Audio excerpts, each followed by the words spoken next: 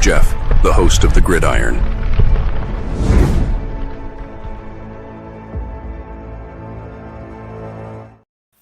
Welcome to the Gridiron, baby. If you can give this video a thumbs up or maybe share this video, that would be absolutely freaking phenomenal. If you subscribe to my channel, thank you. If not, please go down below, hit the subscribe button, hit that bell icon. That way next time I go live, if I put a video out, you'll be notified. And it's free of charge. It's totally free of charge. What do you got to lose? But if you are subscribed to my channel, thank you. If you want to help support my channel out, description box below, very top link in the description box, takes you to my membership page. I got 3 different membership levels. Each one has their own little perks to them. So if you want to help support my channel out, it would mean so much to me. I thank you in advance. Thank you. And then finally, another link just underneath it. Another link just directly underneath it. It takes you to my Facebook group. It's called the New York Giants The Gridiron. It's my Facebook group. We have over 9,500 members in the group. It's doing simply marvelous, might I add. Basically, if I'm alive and breathing and if I got internet access, I'm putting stuff in this group darn near 365. It's called the New York Giants The Gridiron. It's my Facebook group. Please join it. You will not be dissatisfied. I promise. All right. Well, I guess what you can say is, a couple of things, right? Obviously, that saved the regime right here, shall we say, right? One on, I guess, on each. I mean, of course, I'm sure Daboll obviously had something to do with the draft class. He had some input. Shane was making the picks. But Daboll, had obviously, had some kind of input and all of that and everything. But, you can kind of say that on each side, right? Saving, really help saving the regimes. That way they're still around, right? Is Daboll being the coach of the year. Now, you just can't take that away. I mean, that was a couple of years ago, just a couple of years ago. It wasn't like in 1912 he was the coach of the year. And, no. He did some miraculous things with a salary cap strapped team. Didn't have a great roster. Didn't have much going for it. And he took us to the playoffs. Won a playoff game with Daniel Jones, not a lot of weapons and all that. We had Saquon, but being the coach of the year, right? That was huge. Then, of course, the other thing too, helping Shane out was this draft class right here. And as we've seen, throughout the course of the season, of course, as the season went on, and shocking. Injuries, and hard to believe. We're talking New York Giants and we're talking injuries. It's hard to believe, huh? Right? But injuries taking its toll on the draft class. But as we saw throughout the season, pretty good draft class. If we knew Tyrone Tracy, was going to be this good, he might have started all season long. I mean, I'm not putting him up there with Saquon. I'm not putting him up there with Henry or Jacobs or you know what I mean. But for fifth round pick, he did pretty good. He's got good hands. If you can give him a hole, right, he can gain you some yardage. Where I like this, obviously, to see us get another running back. Yeah, absolutely. But I said, we got Tracy as a starter, Newman's a starter, Phillips a starter, some guy by the name of Malik Nabers a starter, Theo Johnson starter, right? Muasau was starting toward the end, and a couple of games due to injury, right? But he won't be a starter, but it was a contributor, good time contributor. So as we saw as the season moved along, there wasn't much to get excited about, but this draft class, certainly one of them. Right? The Giants have a young team. This draft class got a lot of snaps, a lot of valuable experience, right, going forward. So hopefully, if we can keep developing them, which is huge, and two things. One, we got them. They're ours. They're nobody else's. They're our players, right? Want to keep developing them, obviously. But then the problem comes is when it comes time to keeping them, right? And the Giants don't always seem to do that, with our players. So let's hope that we can, develop them and keep them. I mean, it just, it's like, oh, yeah, you're 4 years up. All right, well, have a good one. Good luck. Won't be with our team, So hopefully we can keep these guys, But I just hate when you draft guys and then they wind up you let them go. But thankfully, PFF, right? The Giants, according to PFF, it's all well by here, right? I think the Giants were ranked 4th this season. Now, a couple of other teams had really, really good, good drafts, right? So we got PFF's NFL draft rankings proves the 2024 class saved GM Joe Schoen. Now, that was one of the things that, probably maybe one of the things that saved Shane was his draft class.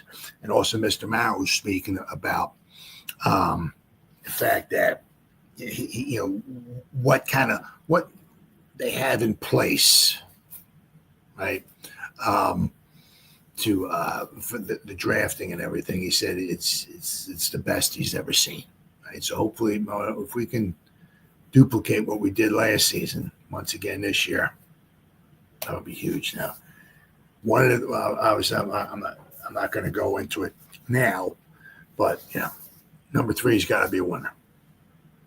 Got to be a stone cold winner. I'm not saying the guy's be a Hall of Famer or not like that, but the guy better be good. Now, there's some players that can be pretty good.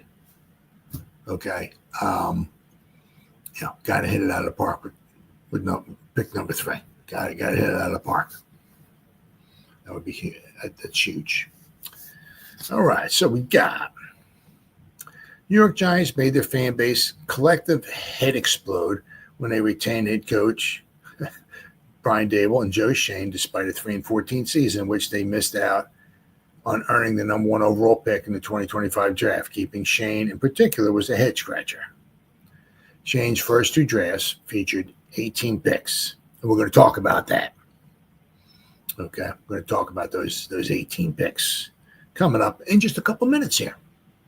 Things started to turn around for the Giants in 2024. Oddly enough, as every member of their 6-man 2024 NFL draft class appears to be either a quality starter or a high-end budding star like Malik Nabers. Schoen may have saved his job by seemingly knocking it out of the park in 2024. And let's not forget also honorable mention Elijah Chapman too. Now, he wasn't a draft pick, but they brought him in, right? And he got honorable mention as part of this draft class as well too. So let's not forget about that. Pro Football Focus is very complimentary, which is complimentary, and from PFF and New York Giants just don't usually happen, okay? And rightfully so, right?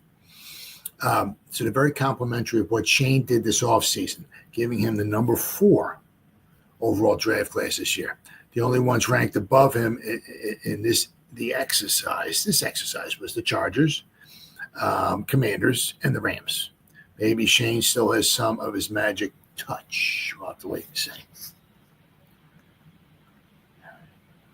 Nabers was an obvious pick, as any GM could see his talent from space. Beyond that, Newman appears to be a long-term starter at safety, and Phillips will likely be locked in as the 2025 starter in the slot.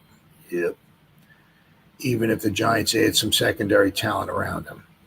Even though Johnson caught only 28 passes, I thought it was 29, but maybe it was 28. The fact he emerged as a starting tight end as a rookie is a tremendous use of a 4th-round pick many teams will often light on fire. Tracy has been a revelation as the former college wide receiver tallied over 1,100. And it was at the first 5 games of the season, he wasn't even a starter. It was 5. Right? And he took Devin Singletary's starting job. U.S. South started 7 games and looked respectable.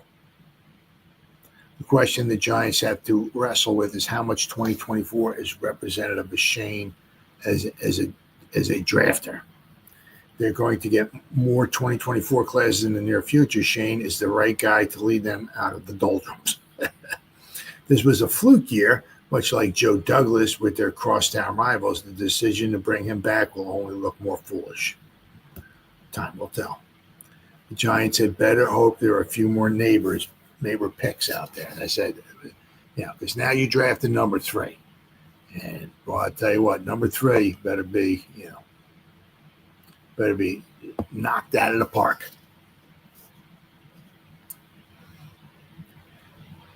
The Giants wrapped up the worst season in franchise history earlier this month, finishing the year with a record of 3-14. There weren't many reasons for celebration or enthusiasm, but there are at least one small silver lining and a reason to be optimistic about the future: the 2024 NFL draft class and undrafted free agent signings. After 2 less than stellar drafts, General Manager Joe Schoen made the most of his 6 picks and he did not have many picks. I mean, could you imagine? I mean, if he had the 6 picks and he only wound up taking, if he hit like 33%, if he only had 2 good guys, whew, wow. Not only did every rookie he selected contribute, but they all started at one point and are poised to play pivotal roles in the future. Now, with Musa, to be fair, he played because of injuries.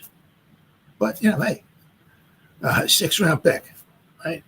And he looked respectable out there. I'm not saying the guy was Ray Lewis or Harry Carson or Dick Butkus or nothing in the middle there. But, he was respectable. The man made some tackles, and you put the guy on special teams, too. You got to have guys like him, later-round picks that contribute, all right, that ain't going to cost you much. You can't pay everybody $25 million a year. Can't happen. You got to have the $25 million a year guys. Then you got to have the $1 and $2 million. You got to have them. Got to have them. Let's see. Pro Football Focus feels similarly optimistic about the Giants' 2024 rookie class, ranking them 4th overall. Nabers rated out 86.7. Andrew Phillips, 77.5. Tyler Nubin, 65.6. Tyrone Tracy, 58.4. Elijah Chapman, 58.9. And Darius Millersout, 56.8. Not much went right for the Giants, but they can take solace in the fact that their rookie class could be part of their foundation moving forward. Malik Nabers is an ascending superstar after finishing his rookie season with more than 1,200 yards and 87.1 PFF receiving grade. 5th-round pick Tyrone Tracy was the team's leading rusher this season and forced 47 missed tackles combined as a runner and a receiver. Now, just imagine what he could do. We had some decent run blocking, but I mean, but a lot of it was, especially late on in the season, when guys just started going down left and right. Then you got guys, guys with a tackle going from one tackle to the other tackle, right? Our left guard who never missed like a snap in his whole freaking career. Of course, he gets injured, right? Our center winds up, he gets injured. We got a guard moving over there. Then we got somebody else sliding in. 10 different starting offensive lines. I mean, combinations. It's just crazy, right? If there's ever a time somewhere in the next 500 trillion years the Giants are allowed to stay healthy on the offensive line for a good portion of the season, and we get some cohesion going on, just imagine what maybe Tracy could do. I'm not saying he's going to put up 2,000 yards. Don't get me that, but, you can say, right? And defensively, the Giants found starting caliber players in slot, cornerback Andrew Phillips, and safety Tyler Nubin. Phillips led the team's qualified players with a 75.8 PFF coverage grade. Nubin contributed well in the box with a 76 PFF run defense grade.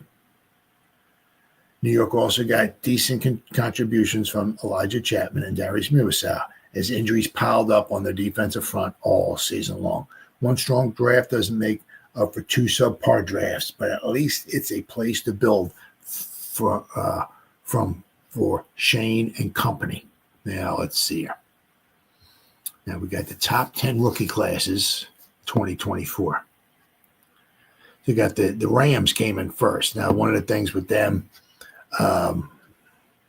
is, for them, for the first time in a long time, since 2016, they actually had a first-round pick. They just kept trading away their first-round picks to get, veterans. That was one of the things I think really helped them. Obviously, was when they won the Super Bowl, right? They just were trading away draft picks, and they just collecting, players, good veteran players. But I think this is the first year, last 2024, in almost like 10 years, they had actually had a first-round pick. And they made him work out with Verse, Fisk, Kinchins, McCullough, Limmer, Spites. Had some good picks there. Jared Verse, I think he's the one that picked up the fumble, I believe it was, and ran it back for a touchdown. The Commanders, of course, I'm not going to put them. If it's not for Jaden Daniels, they had one guy graded out of 59, another one of 54, 51, a 51, and a 65. So, if not Jaden Daniels, it's not like they knocked that out of the park with all these other picks. The nice picks. But, if not for Jaden Daniels, Commanders would not be there. The Chargers. Because they drafted Alt, right? But then they took Ladd McConkey in the second round, who actually graded out higher than Alt. Then they had Tarheeb Still, cornerback. They took two cornerbacks. Cam Hart graded out of 58.6, and Tarheeb Still. Hopefully I'm saying the name right. He graded out of 75.2.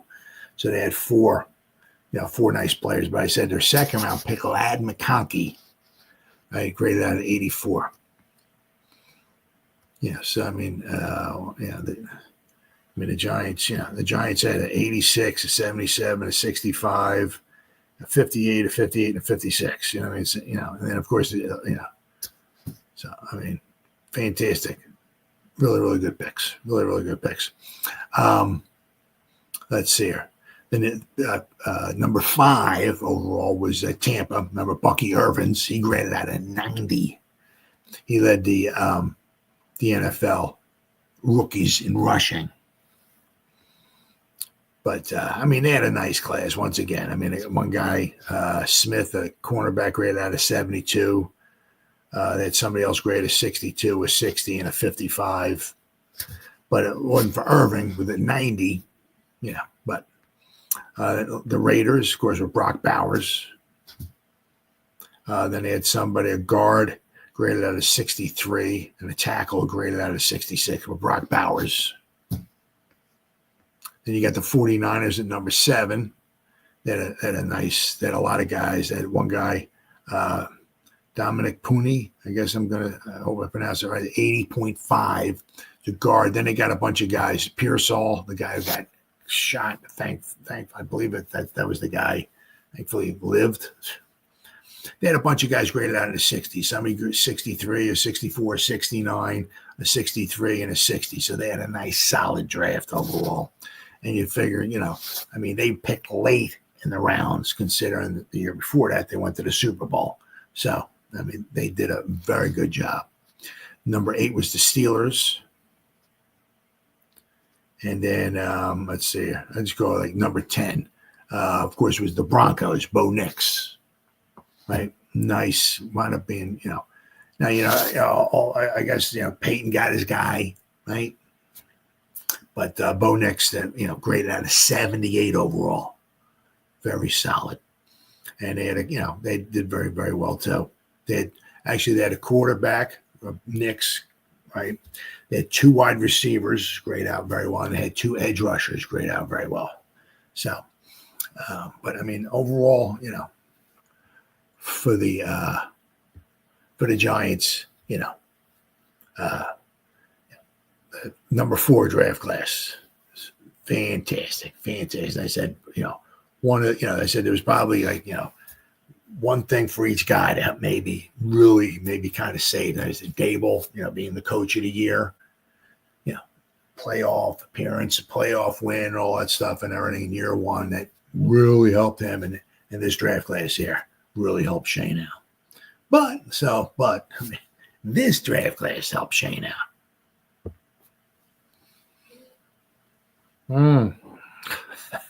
How about those other two drafts, huh? No, didn't quite pan out too well. But you got to also figure is that a lot of it was, when Shane got brought in here, right, for his first draft, right after the 2021 season, he got brought in early 2022, and he's meeting his guy. Oh, how you doing? You're in charge of my scouting. Oh, how you doing? Oh, I'm so and so. Hey, he's meeting these guys and all that. And a lot of these guys went out, and a lot of them were collecting data. But Shane, obviously, I guess is getting his own guys in. They're starting to collect data the way he wants it done. Mara was talking about the stuff that they have in place as far as drafting. He said it's the best he's ever seen. So maybe it took Shane a couple years to get things right. But I mean, if we look at they weren't PFF here. I got 2022. They graded the Giants draft class, obviously the one we had like 11 picks, I believe it was. Gave him a B-, right? Was it 1, 2, 3, 4, 5, 6, 7, 8, 9, 10, 11 picks. I mean, that was the one that, really, if you take 11 picks, I mean, if you could really start banging them out of the park with 11 picks, man, that would have been huge, especially by now, because the 2022 season, Shane, and other people say usually after the third year is over, that's pretty much what you're going to get from the guy, right? So the first year, and they should just keep ascending, and once they usually hit by the third year, that's pretty much about what you're going to get from the people. So this class here from the 2022, if he could have knocked it out of the park, would have been fantastic for this season. But as we see, I mean, there's a lot of holes in this draft class. I mean, they gave it draft class a B-. All right. So, which is not the end of the world, horrible. I mean, this is PFF gave it a B-, but certainly could have been better, especially when the thing is when you got picks number 5 and 7. I mean, wow. I mean, 5 and 7. Imagine if we took 2 Malik Nabers in that draft. Not meaning taking 2 wide receivers, but taking 2 quality players like Malik Nabers in that draft, right? You got Kayvon, a good to me, good. Would I like him to see him be more productive? Yeah. And of course, then you got Evan Neal, who did lead the team this year, though, according to PFF, run blocking grade with an 80. Very impressive. Of course, his grade gets brought down quite a bit when this pass blocking grade, I think, was like a 49. So he's got some work to do there, unless hopefully he may move him into guard, which would be fantastic, which I'm going to talk about in a little bit here. But of course, then you got Wan'Dale Robinson, right? We saw between him and Malik, that it was 202 receptions on the season. Fantastic. Really, really fantastic for Wan'Dale. But then, of course, you got Azudu, who's a 3rd-round pick. A guard. Now whether he's just not that good, or once again the Giants are developing, our offensive line is not good. I'm not exactly sure, but he's a 3rd-round pick number 67 overall. A guard at pick number 67 should be starting someday. He's not. He should not be a project. I'm not saying he's a day one starter. He's a Hall of Famer. Plug him in there, and no. But after 3 years, the guy should be a starter. 3rd round, a guard. He later should be a big time contributor for you. Your first guy off the bench, right? If you got problems at guard, he should be right in there. Not the case. We got Cordell Flott. had a nice season this year. One of the things he gets injured a lot, but he had a nice year this year. Daniel Bellinger, when we first got him that first year, seemed like it's like, oh, all right, okay. I'm not saying he's a Mark Bavaro or Jeremy Shockey or anything like that, but he contributed a lot his first year. Like, he got poked in the eye, got injured there, but he seemed like, he might be a decent contributor, but things haven't worked out like that. His second year, he lost the starting job, obviously. We had Waller. Remember, we were supposed to have Waller, too. Right? A healthy Waller would have helped this team. And then, of course, this year, Theo Johnson was out there. Now, Theo started off slowly, but the last, 4 or 5 games or so, he started coming on and catching, 3-4 balls a game. Right? So hopefully if he can stay healthy, you figure what, even 4 balls a game, 3 balls a game, right? They were giving 51 catches on a year. Right? I'll take that. I'd take more, but, I'll take that. Of course, we had Dane Belton, who's still there. But, but then again, he was a later round pick, a 4th round pick. But, special teams. And, if need be, he plays defense, right? Micah McFadden, good pick there. Good pick.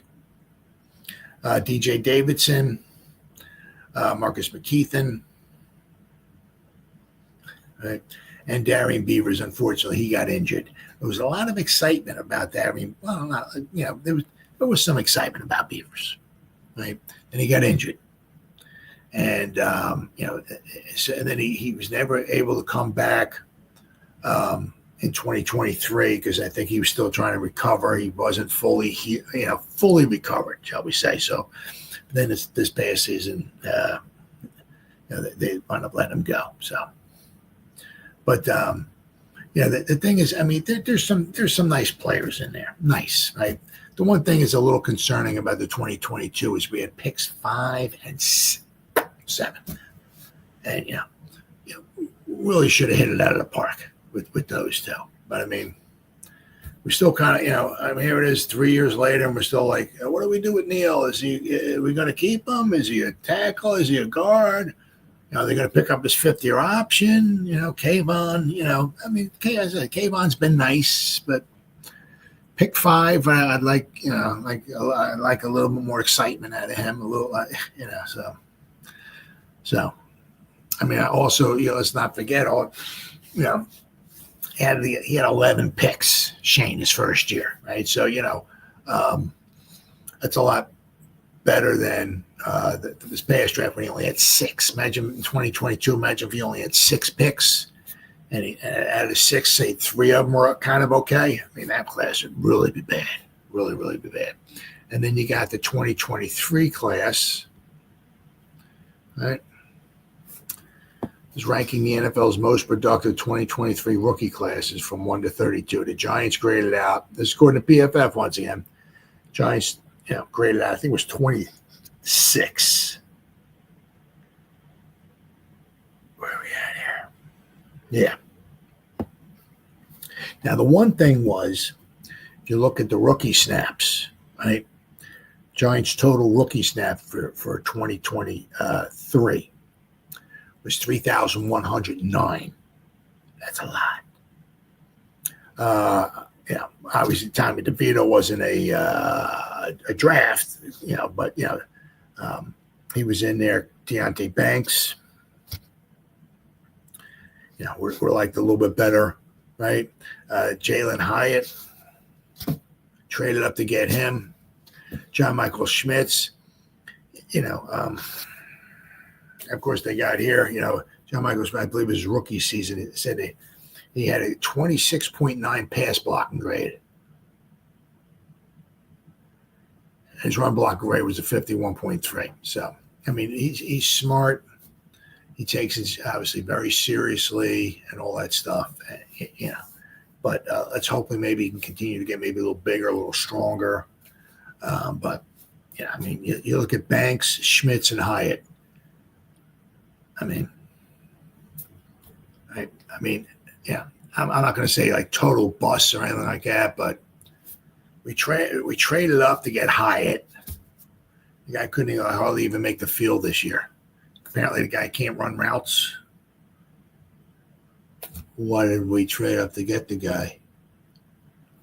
I said, Michael Schmitz was, we thought at the time was a very good, we needed a center. Everybody was yelling and screaming for a center. We need a center, right? We need a center. Because remember all those years in the past, what's your center going to be? Oh, well, it's so-and-so. He was a guard, but also back in 5th grade, he was a center and he was a punter. So he was kind of both, but he also played a little wide out. So he has a little center in there. So we're going to put him at center. We're going to try him. And then if something goes wrong with him, he gets injured, we got our guard who's going to slide in over. So remember, for the last 7,000 years, can we get a fucking center in here? Someone who just plays center. Can we do that? And then we got Michael Schmitz. It's like, yay. And, he's been nice. Has he been outstanding? No. I think maybe obviously part of it might be, we can get a little stronger because, he's not an overpowering kind of guy. Some of it, if you're really good, like Jason Kelsey, you don't have to be big to be really good. And, Kelsey, has it, right? Where he doesn't get overpowered or anything, even Sexy Dexy had a hard time. Sexy outweighed by Kelsey by 30, 40 pounds, whatever it was or something, but he had a hard time with him. Sometimes some small centers, okay, if you're a little light, but Schmitz just does not seem to quite have that. So the last year's draft class, we traded up to get Hyatt, and it's like this past season, I even thought he wasn't even on the team anymore. Some of the times, like, where's Jalen Hyatt at? Is he gonna? Where's he at? Are you gonna put him wide and just have him go deep and just chuck it? No. Okay, why did we trade up to get the guy? Why did we trade a 3rd and a 5th to move up and get the guy? Why? What are we? We in a pipe here or something? What's going on? Move up to get Banks. It was what, 1 spot, 2 spots, whatever it was. I get it, but we still moved up to get him, right? So, but those are not 2 phenomenal drafts.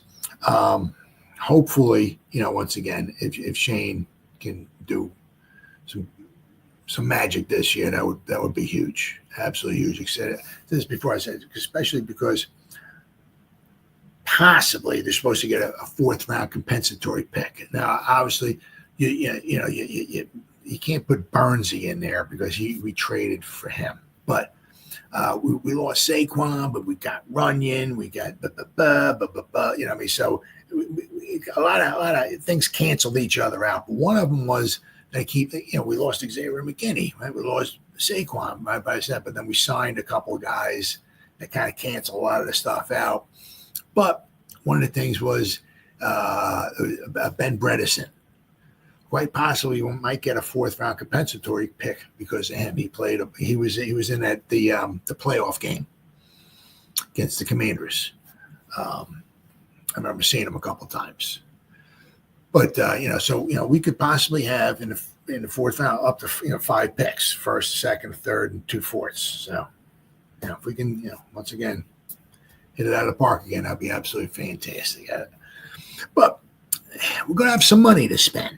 So, one thing, it's always nice and sexy. It's, let's get that wide receiver. Let's get that cornerback. Let's get the quarterback, right? Get the sexy stuff, right? But we always keep, well, I can't say we always forget. But sometimes just when we do try, you look at Neal, you look at McKeithen, you look at Zudu, right? And, on the offensive line, it's just we this past season we didn't draft anybody on either one of right the offense or defensive side of the line, but it all starts in the trenches, right? And a lot of times, let's not forget, like a lot of times when the Cowboys were able to out muscle us or just beat us, a lot of it was in the trenches, right? We couldn't stop their defensive line. And a lot of times, when they had their good offensive line, right, with Zeke running behind it, and Zeke going like this, I want to smack the crap out of the dude every time he did that. But, right. And of course, then with the Eagles, right? Their offensive line is unbelievable. Jeff Stoutland, their obviously their offensive line coach, has been there since 2013. He's phenomenal. To me, he's like maybe top 3 or so, 2, 3, 4 offensive line entire league. I mean, it's fantastic. Of course, they've got some really good players as well too, but it starts in the trenches, right? That's why Saquon was able to gain 2,000 yards with the Eagles, right? Not with the Giants. Giants don't open up holes like the Eagles do, right? But of course, it also starts in the trenches as well too, right? They took Carter, right, a couple of years ago, right? Nothing super sexy or not like that, but it really helped beef up their defensive line. And I don't even think he even played a lot his rookie season, but they were looking ahead. They had so many guys, they were getting somebody, as like a future starter. I don't think he played a ton of snaps his rookie season, but it seems like he's really emerging as a budding star. That's for sure. But it all starts in the trenches. If you can control the trenches, you can do, a lot. And if the Giant, to me, just to me, ain't nobody listening to me, but if seems like Ward and Sanders seem like a bit of a stretch, a bit of a reach in the first round at pick number 3. Okay. I'd love to go. There's a tackle there. If they want to go tackle, okay. But there's a defensive tackle from Michigan. There's also Carter, the edge rusher from Penn State. I would love to see us get somebody on a defensive line, really solidify the defensive line, right? And then also, I said, they got a big splash going on, possibly. If they got one big splash, this could possibly help it out, right? Now you figure because we got Andrew Thomas, he's locked and loaded for the Giants for a few more years, right? He's not going anywhere. Hopefully the guy can stay healthy because he missed 18 games over the past 2 years. Then, of course, we got Runyon. I believe we signed him for 4 years, right? So we got him for 3 more. At least 3 more. I mean, obviously, if something goes wrong, whatever, we could probably get out after 3. But, we've signed him for 4, right? So we got him for 3 more years. So hopefully he's our left guard, right? Michael Schmitz, hopefully he keeps getting a little bit better, right? His grades this season got better than they were, so I mean, if he can keep getting a little bit better, a little bit stronger, right, and all that, hopefully it keeps ascending, right? But then you got over here on the right side, GVR we only had him for the 1 year, right? Luminor, we had him for 2 years, right? So next season will be Luminor's last season, unless we bring him back. I don't know. We might bring GVR back. Who knows, right? I don't know if he wants to come back. Maybe 1 year with the Giants. No, man, I'm good. But what are we going to do on the right side, right? We got Evan Neal. What are we going to do? We're picking up his 5th-year option. Who knows? Are they actually going to, try him and move him in at guard? Oh, my God, what a concept, huh?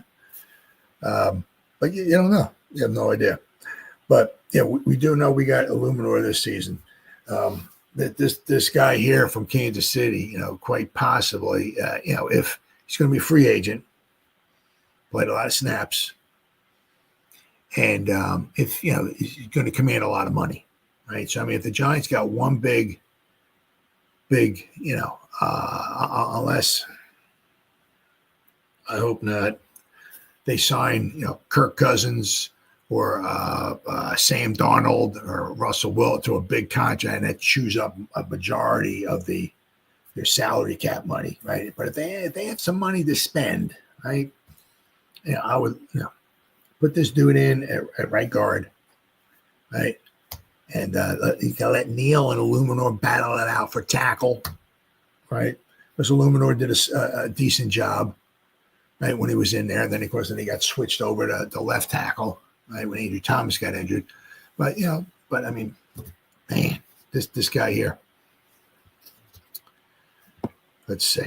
Giants could upgrade their offensive line with Chiefs right guard Trey Smith.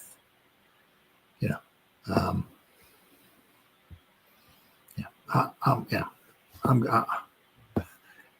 It sounds easy to say, but I would love to see us do that. If the Giants want to shop at the top of the free agency market this offseason, they should have their sights set on Kansas City Chiefs right guard Trey Smith. Pro Football Focus is number 2 ranked projected free agent. Signing Smith would be a major splash for the G-men in the offseason. According to PFF, Smith's 78.6 overall PFF grade ranked 9th among all guards in the NFL this season. At 25 years old, he is still an ascending star in the league. He has been among PFF's top 12 highest graded in each of the last 3 seasons, and just finished up a 2024 campaign in which he surrendered only 26 pressures, 0 sacks. Of course, 1,115 snaps at right guard for the 15-2 Chiefs. So basically, he gives up, what would you say? What would you call that? Every 2 games, he gives up 3 pressures. No sacks. Signing Smith would be the ultimate move to upgrade the interior of the Giants' offensive line. It all starts in the trenches. Right? Adding a premier rising talent to the unit to build around for years to come. However, the Pro Bowl guard won't come cheap. Could the Giants afford to sign him? PFF projects a 4-year, $82 million contract. Now we're up to $20 million for a guard. Wow. With $50 million guaranteed. Coming in with an average salary of $20.5 million per season. This deal would rightfully make Smith one of the highest paid interior offensive linemen in the NFL. Giants are currently projected to have roughly $43 million in salary cap. I think that might be maybe after their draft class. They would have $43 million. Now, could they come up, maybe do some stuff with some people's salary and all that? Evan Neal to guard. That's what makes sense to me. Neal to guard, but I don't know. We'll have to wait and see. We're going to have to wait and see. I mean, because even when he was in there, he was the tackle. So, makes sense to me. Right.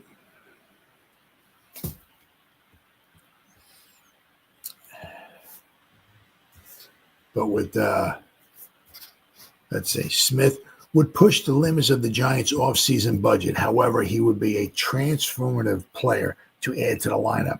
New York is willing to spend big to solve their biggest problem. Smith should be the top target of the offensive line. Giants currently have $43 million, according to Over the Cap, but I think that might be after their draft class. This would be prior to making any cap-changing moves, such as player releases and contract restructures. That's what they got. All right, but here, let's see here. Now I'm gonna let's see. The guy, of course, once again, I don't want to jinx the guy or nothing like that. I hope the guy stays healthy forever. Right? This guy Smith, okay, he's played 4 years, right? All with the Chiefs, right? His first year he played 1,404 snaps. Second season, 1,230 snaps. 2023, 1,374 snaps. In this past season, 1,115 snaps. Now, let's see. 1, 2, 3, 4, 5, 6, 7, 8, 9, 10, 11, 12, 13, 14, 15, 16. Played 17 games. Played in every game. The only one he didn't play a lot in was the final game of the season. That's when they lost 812-0 to the Broncos. He played 3 snaps. Other than that, so let's see. So if he actually played the whole game, he would have had at least 1,100. He had 1,115. He would have had well over 1,150, 1,160 snaps. Right? Because let's not forget, their offense wasn't quite as dynamic this season as maybe it was in the past. Right? But guy plays in every game. Right? Let me share my screen here. I'll show this to you here. Share screen. There we go. All right. Just show you what he's done, right? I zoomed this in a lot there. But his first 4 seasons. His first season as a rookie, 72.7, 72.3, 74.6 this past season, 78.8. His run blocking is an 80, right? 76, 70, 78. His pass blocking is a little, right? Right. He's had some penalties called on him. Okay. But, but you'll notice his first year, his pass block was a 61.5. Still not horrible.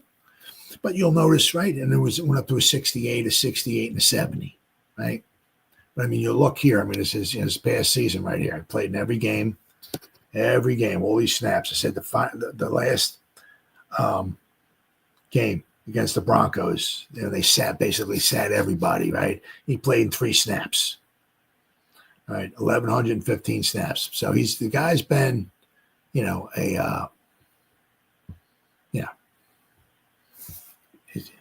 been like the John Runyon, right? John Runyon, he didn't miss any time either with the Green Bay, but of course, when he comes to the Giants, he gets injured.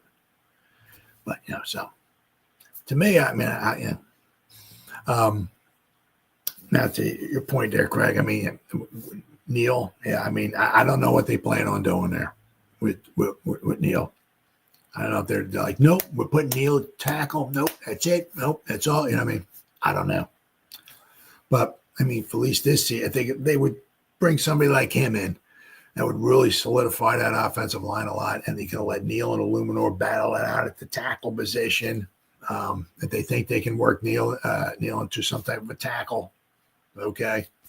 But I would love to see quarterback, defense, offensive tackle, versatility, play guard, big draft, big body. Yeah, I would love to see him like draft, especially in the first round, especially if they think that Sanders and Ward are like a stretch. I would really love to see him draft, the defensive tackle. There's a couple tackles out there too. I don't know obviously how the Giants are going to grade the guys and all that and everything, but I would really love to see them draft somebody in the trenches, really beef up the lines. That would be fantastic. The cornerback, I don't know what they have in store for for Mr. Banks. Do they think, I don't know what they plan on doing with Flott. Right? We got Phillips, so we got our nickel or our slot cornerback, whatever you want to call him.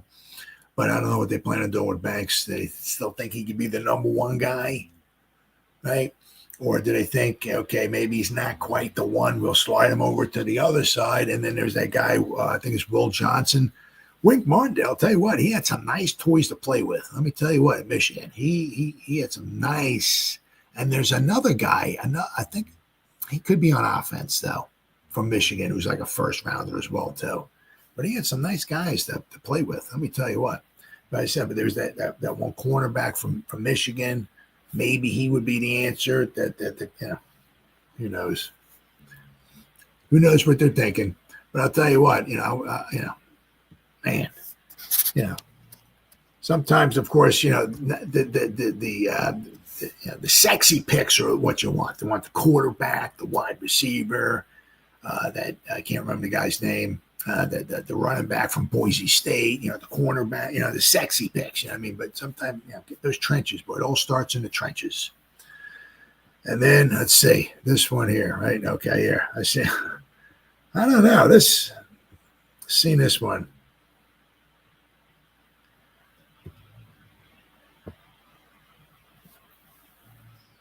Fields and Jimmy G.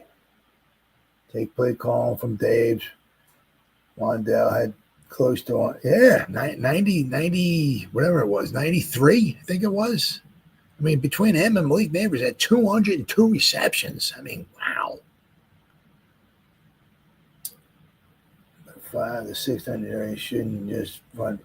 Well, that's the one thing. He had all his receptions, but his average, what he averaged, 7-8 yards of reception? I mean, I mean, you look. That's kind of mind blowing. We had 2 receivers, and you add the receptions together, had over 200 receptions. I mean, pretty darn good, especially for a team that only had 3 wins, huh? But I saw. I'll have to wait and see on this one. But I saw an article that said Hard Knocks offseason could be one and done. they kind of were saying that the Giants, I don't know, if they're a Giants disaster. Now, I'm not exactly sure what they're talking about. If they're talking about the Giants season being a disaster. So the future of Hard Knocks offseason is on shaky grounds. I mean, I thought it was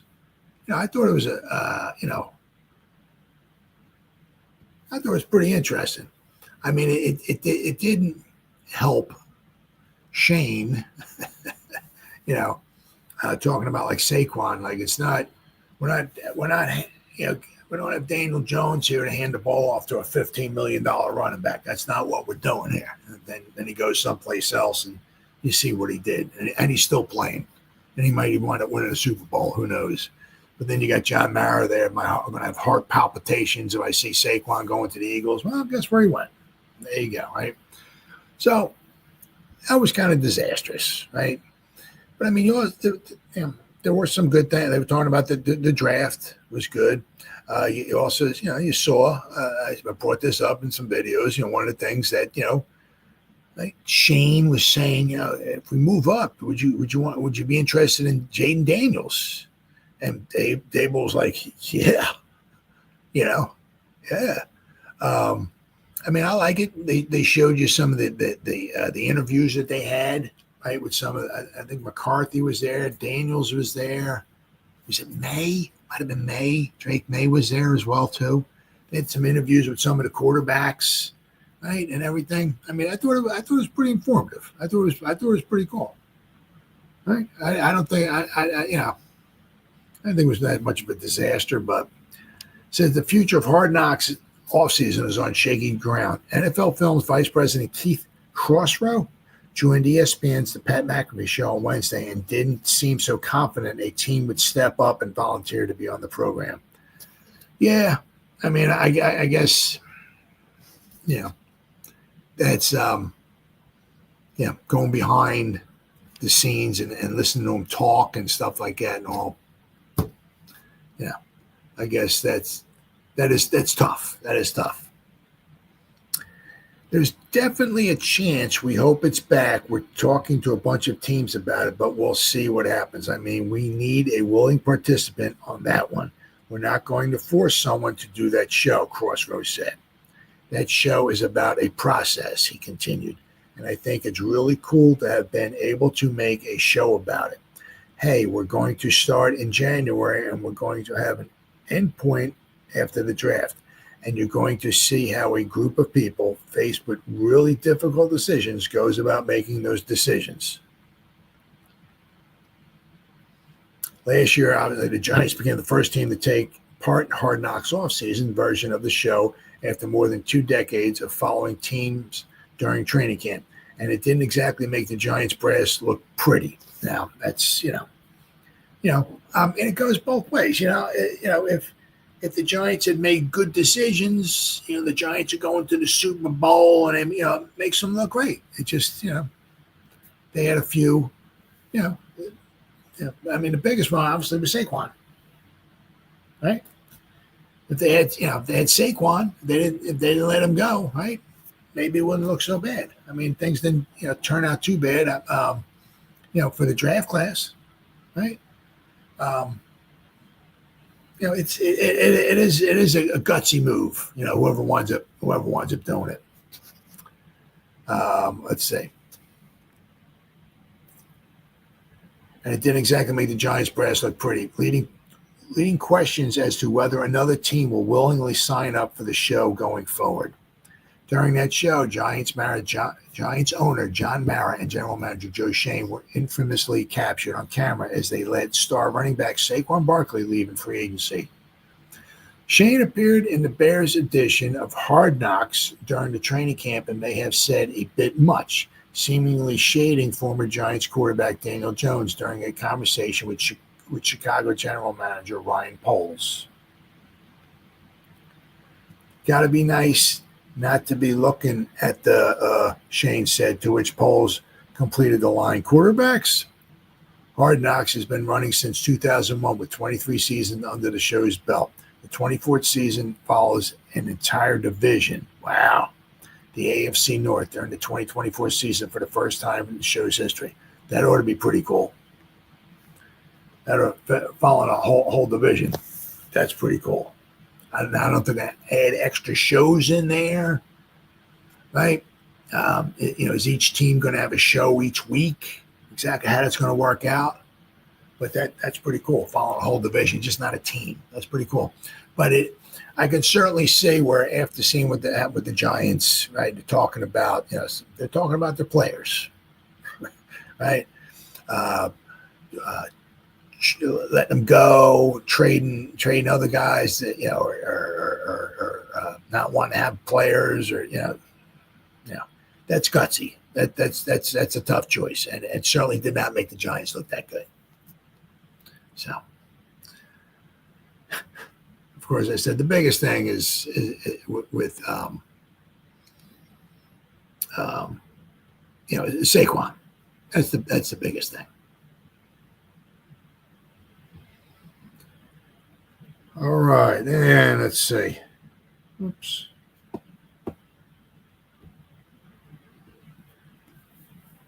Now, as we know, right, we have a couple vacancies in the secondary. So one of them, the Giants are eyeing. Okay, is the Jets assistant to fill a vacancy. Now he's a safety. So there's obviously even they do bring him in, they're still going to need somebody. They're still going to need somebody else. But as of right now, let's see. Giants are eyeing a Jets assistant. Now I know he's got a Falcon shirt on, but he was with the Falcons too, to fill one of the D-backs coaching roles. After dismissing Jerome Henderson and Michael Trier, Giants have 2 coaching vacancies on the defensive side of the ball. Giants eyeing Jets assistant coach to fill D-backs coaching role. The Giants, who this week parted ways with Jerome Henderson and Michael Trier, are reportedly interested in speaking with the Jets safety coach Marquand Manuel to fill one of those vacancies. Manuel, 45 years old, is a former NFL defensive. He's played in the league, having entered the league in 2002. Manuel also played for Seattle. He got drafted by the Bengals. He played for Seattle, Green Bay, Carolina, Denver, and Detroit before finally calling it a career after the 2009 season. He began his coaching career as an interim with Florida. Now, let's see here. He's been around, and not to be, right? He was an interim coach with Florida. He hung his cleats up after he played for Detroit in 2009. Now, basically, he was 2006, he was with the Packers. 2007, he was with the Panthers. 2008, he was with the Broncos. 2009, he was with the Lions. So, right. 2010, I'm not sure what happened to him, but in 2011, he was an interim coach, right, with Florida. 2011. 2012, he was an assistant special teams coordinator with Seattle. Then he was their defensive assistant with Seattle in 2013. Remember the Legion of Boom, right? He was assistant secondary coach in 2014. So he's been with some good quality players on defensive side of the ball. Then he became, in 2015 and 16, he was the assistant secondary coach with Seattle. Then he went to Atlanta, and he was there from 2015 to 2018. And one of those years, Atlanta went to the Super Bowl. Of course, it was their defense that got toasted in the epic comeback that the Patriots had. But then he went to the Eagles. He was the Eagles defensive backs coach in 2020. Then he was with he's been with the Jets since 2021 as their safeties coach. Okay. Now, I'm not exactly sure what they'd wind up doing if they were to bring him in, because it'd be looks like kind of a lateral move. I don't know if he'll be a safeties coach and the passing game coordinator or something like that, or whatever. I'm not exactly sure, but it's kind of like a lateral move. It was just like when he was with, what we got? Let's see. He was a defensive back coach with the Eagles in 2020. Now, I'm not sure if he got let go. Let me see here.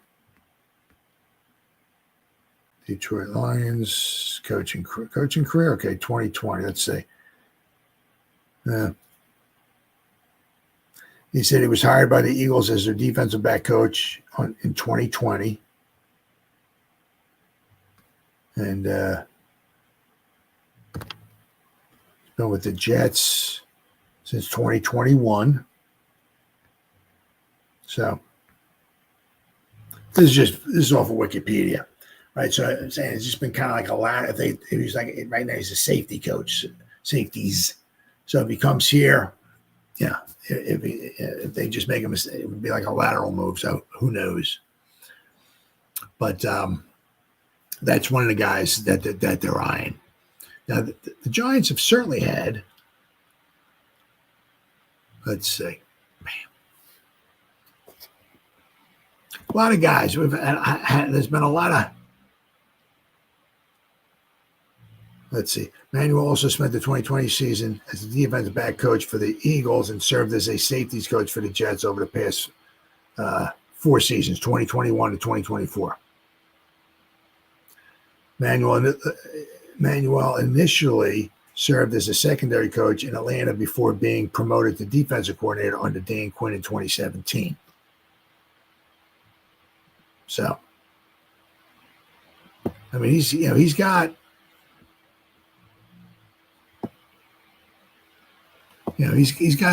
certainly has some experience. But let's see. The Giants have had a lot of different moving parts here, some behind the scenes and all that. Giants might not be making any significant changes among their coaching staff, but that doesn't mean some moves haven't already occurred. According to the team's website, defensive assistant Ben Burris, director of strength and conditioning Frank Perrano,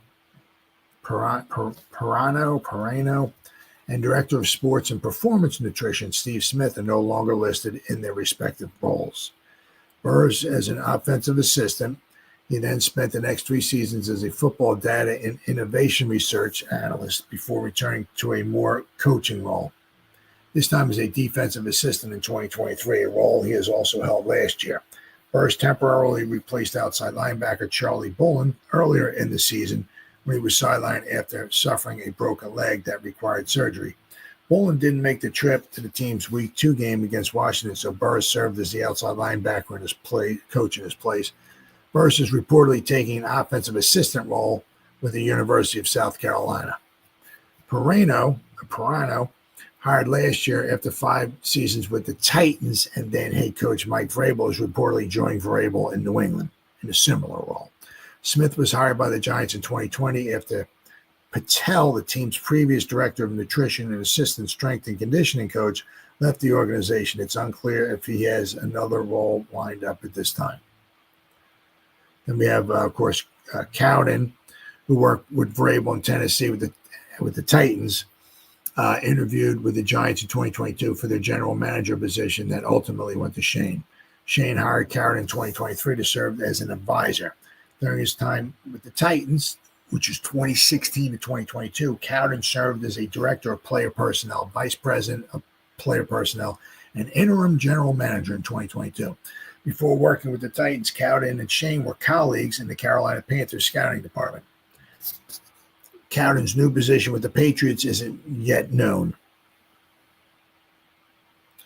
He will work under Elliot Wolf, the Patriots' executive vice president of player personnel, who is believed to be the highest-ranking personnel figure in the Patriots organization.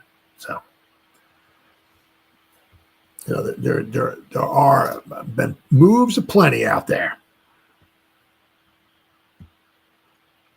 All right, then we got what we got here. This is a good one. This is one of the things I do like is that you got the end of the season, right? Instead of the normal kind of right? Yeah, things every week you talk about, oh, yeah, the Giants lost 812-0, and you talk about that, and then you talk about the team that the Giants are going to play coming up, who are probably going to beat the Giants 812-0, and you talk about all the Giants injuries. Instead of doing that, it's one of the nice things about the off season, right? It gives you a little breaks away from the monotony, and you get to talk about different things like here, like right? Oh, Michael Strahan finally going to the College Football Hall of Fame. I mean, you figure, my goodness, he got drafted, was it 93? Was it 92, 93? I mean, my God, we're talking 30 years ago. He's finally going into the Hall of Fame. Wow. But good for him. Good for Michael. All right. Michael Strahan voted to the College Football Hall of Fame, class of 2025. Earlier this week, the College Football Hall of Fame announced its class of 2025. 18 players and 4 coaches were selected from the national ballot of 77 players and 9 coaches from the Football Bowl subdivision, and 101 players and 34 coaches from the divisional ranks. Among the players set to be inducted later this year is Giants legend and Pro Football Hall of Fame and defensive end Michael Strahan.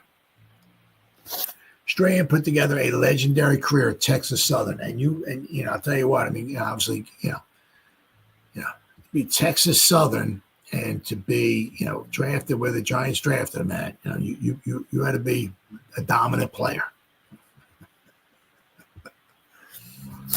Let's see.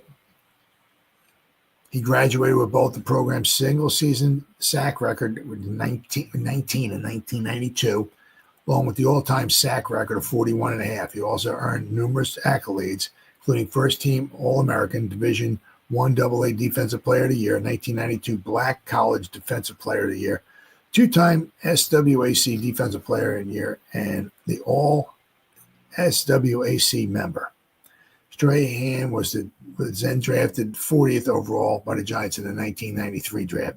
He'd go on to play 15 years in the NFL, all of which spent with the Giants. He finished just half a sack shy of Lawrence Taylor for the unofficial franchise sack record. He was the NFL sack leader in both 2001 and 2003, and his mark of 22.5 sacks in 2001 is currently tied with Pittsburgh Steelers defensive end T.J. Watt for the most in the season, although Watt did it in one extra game. Let's see. Strahan was inducted in the Hall of Fame in 2014. He also inducted into the Black College Hall of Fame in 2014 and was named to the Senior Bowl 75th anniversary team in 2023. Strahan landed at number 5 on the Giants' top 100 players, all-time players, their list. The 17 other players: Monty Ball, the running back, linebacker Greg Carr, Elliott Blake, wide receiver, center Greg Esslinger, quarterback Terry Hanratty from the late 1960s New York Notre Dame, Graham Harrell, quarterback, defensive end John Henderson, defensive back Michael Huff. Just a bunch of guys. Yeah. Oh, Michael Vick, right? About time he got down there. Let's see. The 4 coaches in the 2025 class are Larry Blakeney, Larry Cover, Urban Meyer, and Nick Saban. All right, I've got this one here. Retired Giants defensive end Michael Strahan inducted to the College Football Hall of Fame. Just when you thought the Giants legend Michael Strahan had reached the top of every pyramid, he found another football summit to climb long after he hung up his cleats. National Football Foundation and the College Football Hall of Fame has named Strahan as one of the 3 defensive linemen in the Hall of Fame class of 2025. Citing his time at Texas Southern from 1989 to 1992, he's the program's first player to have that accomplishment. Tigers already had retired his number 75. Strahan is now 53, concluded his collegiate career by being named the 1992 Division I AA Defensive Player of the Year, the Black College Defensive Player of the Year. I'm not going to go through all his accolades again.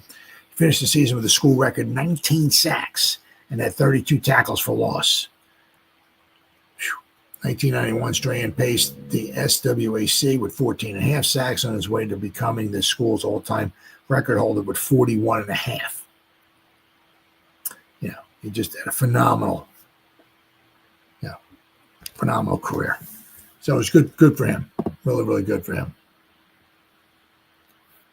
He spent all his time with the Giants.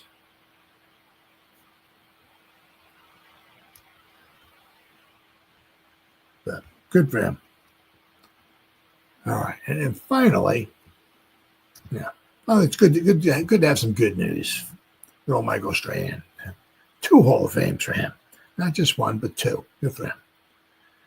And then this one, I do this one every year. Every year. It's nothing horrible, personal, or nothing like that, or whatever. It's just every year. I always do this one. Right? If you do the mock drafts, or especially now, okay, it's cool. Right? But don't just don't get too hog wild crazy about the mock drafts or anybody's mock, because you remember, somebody's coming out with a mock draft today, whoever it is, Joe Blow, right? All these big guys and all that. Joe Blow's coming out with a mock draft. Guess what Joe Blow's going to do again next week? Going to have another mock draft. Guess what Joe Blow's going to have 100 of between now and draft day? Mock drafts. Every time guys have us taking different guys, different positions, different players. They have us trading up, trading back, grabbing a guard, a safety, a water boy, a cheerleader. We're drafting a coach. We're drafting a G. I mean, every time they come out with these mocks, we're drafting different players. Don't get too carried away. Every year that goes by, there's more and more people that come out with mock drafts, and there's more and more people that, they write articles and all this stuff, and they have their own mock drafts. I'm certainly not saying that anything wrong with these people, or a lot of them know a lot more than I do, ever will, about football and all that stuff and everything. But just realize that we're 3 months away from the draft, okay? These guys, as I said, they're coming out with their mock drafts. They're going to have probably every week they're going to have a different mock draft. And probably almost every week they're going to have the Giants drafting somebody different, right? I mean, especially if the Giants were drafted like 15th or 20th or something like, in the back of the pack, always going to be somebody, so try not to get too carried away. Because as I said, every time another mock drafts come out, maybe with the same guy, right? He's going to have us maybe taking somebody else, right? And then you look in these articles and all of that online, and there's a ton of people with their mock drafts. I don't do mock drafts, not going to do mock drafts, right? If I do any mock draft at all, it would be one. It would be just before the draft starts. That's when you should really start thinking, after like the combine, after the people have their pro days, the East West Shrine Game, the Senior Bowl, after all that stuff's been played and everything like that, and we're getting down to the nitty gritty, right? The last whatever, last week, last couple of days, just before the draft, when the guys come out with their final mock draft, that's the stuff you should really, because as of right now, a lot of guys shoot up the charts. A lot of guys shoot down after the East West Shrine Game. One guy does bad. One guy, sometimes a wide receiver comes out of Appalachian State or whatever, and they can't cover him. It's like, oh my God, this guy's unbelievable. The guy shoots up the charts, right? Somebody else is a cornerback. He all he does is get toasted at the Senior Bowl, and his draft stock goes down, right?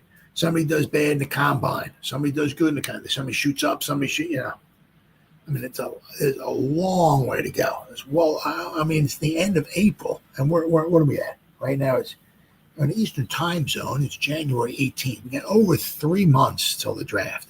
Long way to go. I mean, you realize if, just say we have 3 months to go. That's 13 weeks. You realize that if a guy puts out a mock draft one every week, that's 13 more mock drafts the guy's going to put out. And that's not only is one guy. There's hundreds of guys that puts out mock drafts. Hundreds. So you realize that some of these guys who put them out every week, right? Multiply that by hundreds of guys. I mean, thousands and thousands of mock drafts. And we're months away from the draft. Months. We have no idea what's going to go on in the next 3 months. As I said, what's going to go on at the pro days, what's going to go on the combine, what's going to go on maybe East-West Shrine game and the Senior Bowl, all that stuff. We have no idea. Nothing's happened yet. Right? So just, as I said, try not to get too taken away, carried away with these mock drafts. Or oh my God, we're taking a card now. Oh my God, look. You know what I mean? It just, right? I mean, they come in now. The latest, Dane Brugler's latest mock draft. The Giants are trading back. Who the fuck cares? Who cares? I mean, he's wrong. He's going to be wrong. Here's the Giants trading up. Well, he's probably going to be wrong. You know what I mean? I mean, these guys are, probably wrong. And we're all getting excited and all of this over guy. That's what you want. Hey, guys, life's short, right? I'm getting up there in age. It's time short, right? Try not to get too carried away or spend too much of your time, getting all excited about these mock drafts right about now. Right? Got a long way to go. I mean, maybe, you got Mel Kuypers or something, a couple other guys, maybe just before the draft comes out, maybe, they might know some stuff and all that, and they might have a good indication. But, I mean, we're over 3 months away. Take all this stuff right now with a grain of salt. All the mock drafts in January, all the mock drafts in February, all the mock drafts in March, the beginning, take it with a grain of salt. Because you know what? I don't know. Pick number 3. So some of these guys have a chance of kind of figuring out maybe what the Giants might wind up doing, right? But if we're picking number 16, 17, 20, 25, they have no idea who's going to get picked in front. No idea. Haven't a clue. Right? So try to take all these mock drafts with a grain of salt. Okay. So that when guys finally put their last mock draft out, the week of the draft, the draft comes up Thursday night. So-and-so puts his final mock draft in maybe on Wednesday. Well, okay, maybe what's he thinking, right? As I said, the Senior Bowl, East-West Shrine game, the Combine, the Pro Day, all that stuff's all happened, right? So they have collected enough data, and they have some good information for you just before the draft. I mean, right now, it was so far away, it's not even funny, right? And then the other thing I get a kick on is that, we got guys talking about, I can't even imagine how unbelievably just pathetic. They got guys talking about the draft from next year. Well, we do got the Giants taking the center in the first round next year. They're wrong. They're wrong. I mean, it's amazing. If you type in NFL mock draft 2026, there'll be something that comes up, and you click on it, and there'll be a couple, publications that have mock drafts, and oh my God, the Giants are picking 12th next year. Oh, we're going to take a guard. Oh, really? Okay. So, guys, life's short. Try not to waste too much of your time with these mock drafts right now. Okay. So just before the draft, when everything is all done, said and done and everything, we're just getting ready to maybe the following day is going to be the draft, round 1, all that. That's when all these gurus have a lot of their information collected, and that's when they have their best evidence that they can provide you, So as I said, right now, it's a long way away. Anything's possible, so try not to get too carried away with these drafts. So, All right, guys, been 1 hour and 20 minutes. Whoever spent any time listening to me live, thank you, thank you, thank you. Or if anybody's going to spend any time watching a replay, again, thank you so much from the bottom of my heart. It means the world to me. As always, you guys stay safe out there and go Giants! Woo! Oh, yeah.